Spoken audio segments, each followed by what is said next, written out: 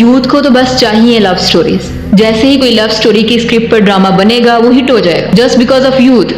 हमारी साइकोलॉजी ही ऐसी सेट की गई है कुछ सदियों से कि बस जिंदगी का मकसद बन गया यूथ का प्यार, मोहब्बत, शादी। ठीक है, जिंदगी का एक हिस्सा है, एक एज में आपको ये सब कुछ मिलेगा, लेकिन जिंदगी का मकसद तो नहीं है ना। क्या अल्लाह ने हमें इसलिए भेजा है? जो भी इंडस्ट्री इस स्क्रिप्ट पर, चाहे वो प्यार हो, शादी हो, अफेयर्स हो, गर्लफ्रेंड बॉयफ्रेंड कल्चर हो, इस स्क्रिप्ट पर काम करेगी, वो इंडस्ट्री वायरल होगी। उस इंडस्ट्री का एक नाम होगा और वही इंडस्ट्री पैसा ज्यादा कमाएगी।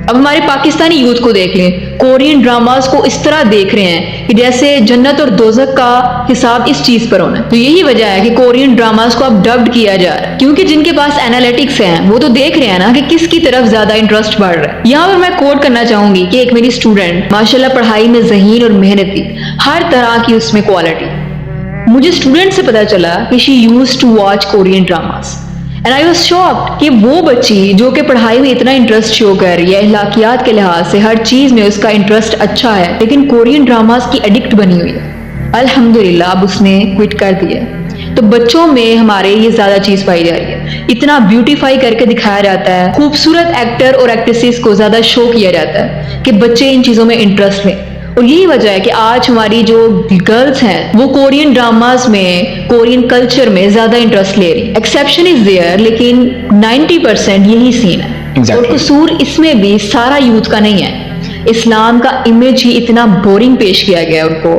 कि बस ये बताया गया है कि 5 नमाजें पढ़ लो, सुबह कुरान पढ़ लो, वो भी बगैर तर्जुमे के, इस्लाम डन। सीरत नबी, कुरान को समझना, दीन को फैलाना, गौर व फिक्र करना, ये सब बताया ही नहीं गया। इस्लाम का सिर्फ बोरिंग इमेज दिखाया गया। यही वजह है कि बच्चे 5 टाइम नमाज पढ़ लेते हैं, कुरान पढ़ लेते हैं, तो सारा दिन वो फ्री होते हैं, स्पेशली छुट्टियों में, तो फिर वो क्या करें? तो वो ऑटोमेटिकली इन चीजों के ऊपर स्विच करते हैं। जब पेरेंट्स इस लाइबिलिटीज को डिस्कस करेंगे, जब पेरेंट्स इस लाइबिलिटीज की नहज पर बच्चों को बड़ा करेंगे, तो फिर औलाद पे, जो बच्चे जवान हो रहे हैं उन पे इफेक्ट तो आएगा। क्योंकि मामा ने अकेले तो ड्रामा सीरियल्स नहीं देखे, पापा ने अकेली मूवीज तो नहीं देखी, साथ हम भी थे। तो फिर माइंडसेट फिक्स हो जाता है कि मुझे भी इस जैसा बनना है। लड़के ने देख लिया कि रिच एटीट्यूड है, लड़का अमीर है, कोई ऐसी लड़की पसंद आ रही है और कैसे उसे स्ट्रगल कर रहा है पाने की, कैसे लड़ाई झगड़े कर रहा है, और उस लड़के पे भी एक और लड़की मरती है जो उस लड़के को पाने की कोशिश कर रही है, जो केसेस करवा रही है, जो सब कुछ कर रही है। लड़का अपने बाप से बदतमीजी कर रहा है, ये कर रहा है, शराब वगैरह पी रहा है, इनफैक्ट। तो लड़के तैयार हो जाते हैं कि मुझे भी इस तरह का प्रोटोकॉल चाहिए, मुझे भी ऐसे लोग चाहिए, मुझे भी ऐसा फेम चाहिए, मुझे भी ऐसी मोहब्बतें चाहिए। तो इनडायरेक्टली वो खुद को सेटिस्फाई कर रहा होता है ड्रामा सीरियल से। उसको सेटिस्फैक्शन ड्रामा सीरियल से मिल होती है कि मैं नहीं हूँ अकेला दुनिया में, लाइक और भी बहुत सारे लोग हैं जो ऐसे कर रहे हैं। ऑन द अदर हैंड, जो सबसे बड़ी ऑडियंस है ड्रामा सीरियल्स की, गर्ल्स, क्योंकि वो भी जवान हो रही थी ड्रामास देख के मामा के साथ, वो भी अपना माइंड सेट फिक्स कर लेते हैं कि I want to be like her, कि मुझे भी अपनी डेफिनेशन सेट कर लेती है कि कामयाबी खूबसूरत होना है, इगोइस्टिक होना है, सास से छुटकारा, छोटे कपड़े हैं, बेहयाई है, रोमांस है, ज्यादा लड़के हैं। सो वो इस पे काम करना स्टार्ट कर देती है। एंड ये तो हमारे नेचर में ही है, मैं ज़्यादा साइंस नहीं करूँगा, बट ये हमारे नेचर में है कि जिस बंदे को, जिस शख्स को हम ज़्यादा देख, हम उसकी ऑटोमेटिकली मिमिक करना शुरू कर देते हैं, हम उससे सब बनना चाहते हैं। अगर ऐसा ना हो तो हम रिपीटेडली उस शख्स को देखना पसंद ही नहीं करेंगे जिसके किसी एलिमेंट को हम मिमिक करना नहीं चाहते हैं। So it's in our nature. So ऐसे ही ये लड़का और ये लड़की स्ट्रगल करते करते किसी स्टेज पे पहुंचते हुए फाइनली अपने वो ड्रीम हीरो और ड्रीम हीरोइन बन जाती है।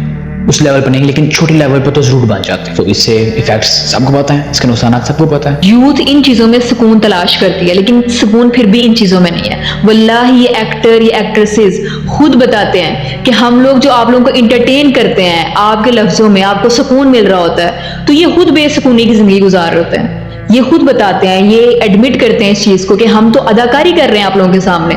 एक ड्रामे में वो कुछ और रोल प्ले कर रहे होते हैं, एक ड्रामे में वो कुछ और रोल प्ले कर रहे हैं, तो वो तो आपके सामने बिल्कुल वाज़ेह तौर पर रख रहे हैं, आपसे वो कुछ छुपा नहीं रहे, वो तो आपके सामने वाज़ेह कर रहे हैं कि हम अदाकारी कर रहे हैं, हमारी पर्सनल लाइफ कुछ और है, हम लोग इस तरह नहीं है जिस तरह नजर आ रहे हैं। वो तो ऑनेस्ट हैं, लेकिन हम डिसऑनेस्टी शो कर रहे हैं, हम खुद अपने आप को धोखे में रखे हुए हैं कि नहीं जो इनकी लाइफ है वो बहुत जबरदस्त है। बेहतरीन मिसाल है हमारे पास कुछ ऐसी एक्ट्रेसेस जिसमें सना खान है, जिसमें सनम चौधरी है। जब उन्होंने अपनी लाइफ चेंज की तो उन्होंने बताया कि हमें उस लाइफ में सुकून नहीं था मिलता, इज्जत थी, शोहरत थी, फेम था, पैसा था, हर तरह की लग्जरीज थी, लेकिन सुकून नहीं था।